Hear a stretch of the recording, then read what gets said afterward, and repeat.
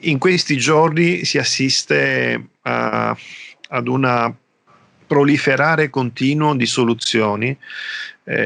Si possono guardare già nel web, nei principali media, in cui ci sono tanti che attraverso delle forme di design un po' strampalato, un po' sull'estemporaneo, cercano di dare delle risposte immediate per la ripresa.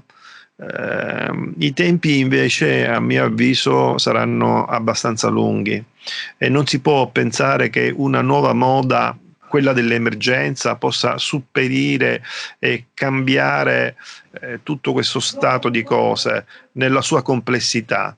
Invece credo che sia particolarmente importante fare una riflessione più ampia sul valore e sul senso del costruire, sul valore e sul senso della comunità e della città e delle relazioni tra le persone che la legano, e anche sulla composizione di materiali, da dove provengono, che viaggio fanno, sulle certificazioni, sull'uso e sulla forma dell'architettura.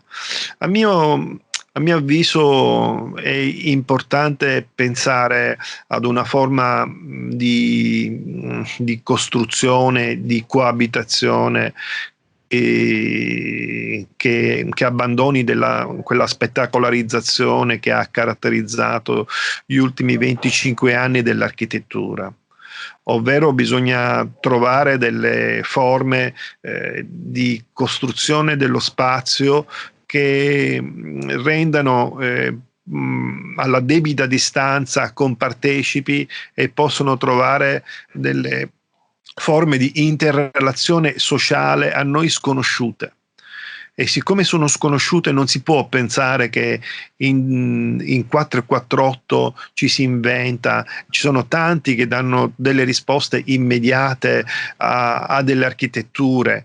Invece dovremmo porci domande importanti, serie, e cercare di approfondirle.